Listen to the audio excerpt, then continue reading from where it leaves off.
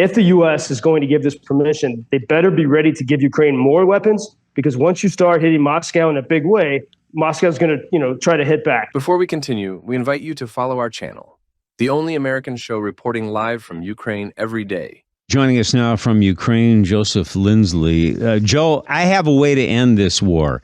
Not in 24 hours, but if Ukraine can take out those Russian oil reserves, it would further cripple Moscow's economy, and that might be an incentive for Putin to negotiate. I know he wouldn't admit his economy is hurt. He'd probably try to paint himself as a malevolent leader who cares, but so what? If he negotiates, maybe it could lead to an end in peace. What do you think about my plan? Well, I think there's a lot to this plan, Bob. I think, Ukrainians have used at various times in the past year drones to hit Russian oil refineries. And each time that happens, they get kind of told off by Washington. You're not allowed to touch the oil. And, oil still passes through Ukraine to Europe. Ukrainians have cut some of it off to Hungary and Slovakia, countries that have been sort of allies of Russia in some ways. But generally, Europe is still using Russian gas and oil. India is, despite all the sanctions, India has actually become a big customer of Russia because they've stayed more neutral in this. And so oil is the fuel of the Russian economy. And that's why, in many ways, Russia's not suffering. And so as long as that is permitted, as long as the oil is permitted to flow from Russia and the money can come into Russia, and as long as Ukraine does not have permission, which is a big debate now in Washington and in capitals in Europe, permission to hit the Russians back. If those things don't happen, there's really no way to break such a powerful machine. Ukrainians can do what they've done, hold on and continue to bleed out. But some things have to change. And I'm talking to you right now. I have the beautiful, the great blue sea behind me, but it's called the Black Sea. But on a beautiful sunny day like today, it's blue. And it's called, I'm in a town called Chornomorsk. It's a seaside town outside of Odesa. This does have I think it's the biggest port on the Black Sea in any country.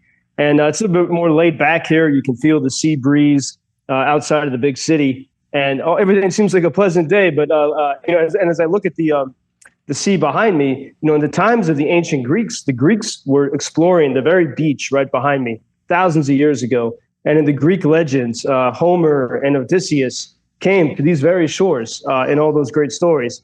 So it's a place deep in history, but then there's history being made here. And even just last night, about 2:30 in the morning, there was a Star Wars happening right over these waters, over Odessa, over the place from which I speak to you. We had reports around midnight of swarms of Iranian-made Russian drones flying over the Black Sea in what was described as chaos. They were turning every different direction at every different moment to confuse Ukrainian air defense. And about 2:30 in the morning in Odessa, I heard the first explosion. And then it was about 20 minutes of very intense Star Wars, a very intense fight in the skies over Odessa. You had the red flares of the air defense flying over the neoclassical buildings, the beautiful opera house and the beautiful neoclassical buildings of the leafy city of seaside Odessa. So these red flares flying in an attempt to shoot down the Russian drones that were coming at the city from every possible direction.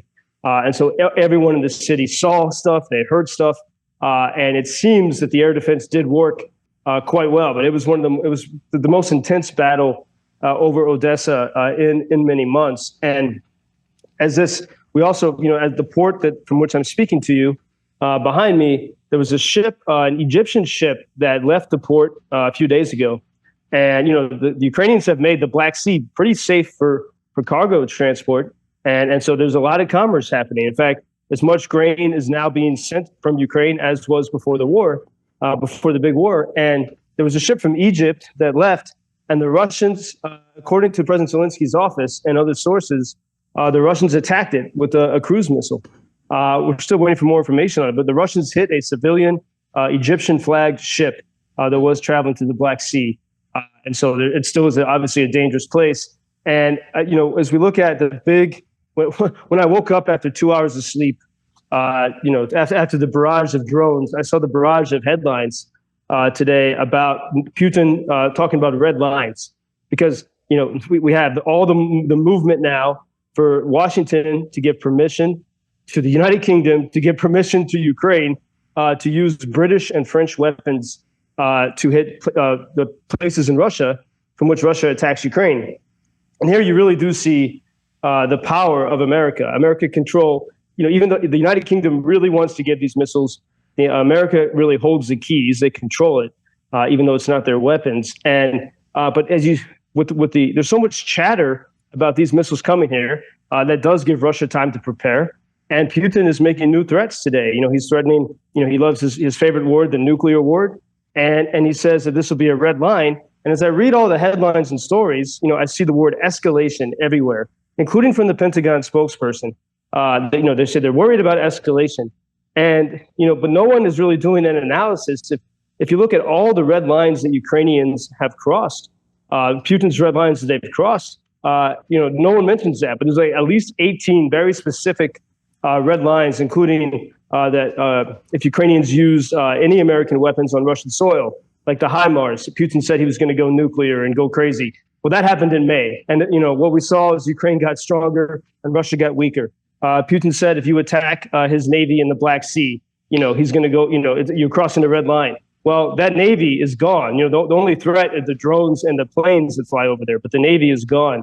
In fact, I was talking with people in this town today, and, in 2022, the Russian ships were approaching. They were preparing to invade. And so all these red lines of Putin have been crossed.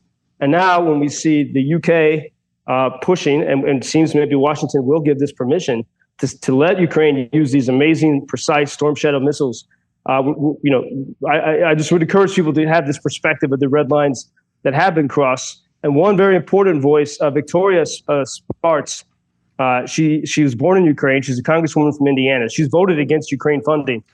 She's not really well loved here, but she did make a strong point saying, if the U.S. is going to give this permission, they better be ready to give Ukraine more weapons, because once you start hitting Moscow in a big way, Moscow's going to, try to hit back. And so the big contention is from someone like Congresswoman Spartz, does the Biden administration have a plan, or is everything going to be piecemeal?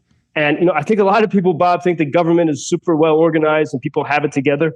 My experience, what I saw in New York and Washington and what I see here in the war, everyone is sort of scrambling at the last minute while Ukrainians are trying to hold the line. And so these are difficult, chaotic days, just like those chaotic drones that were flying over our heads last night. I believe it.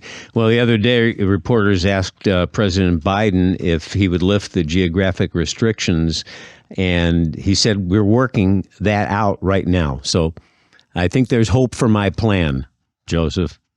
Hey, Bob, your plan would solve things a lot more quickly. And it's the very thing that the powerful people don't want to touch.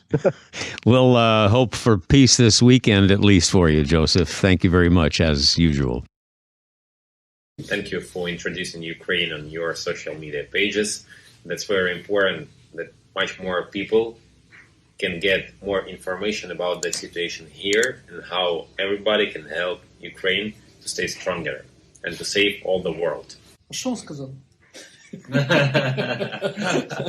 Well, which side are you on? На чьей ты стороне? Come on now. Oh, which side are you on? На чьей ты стороне?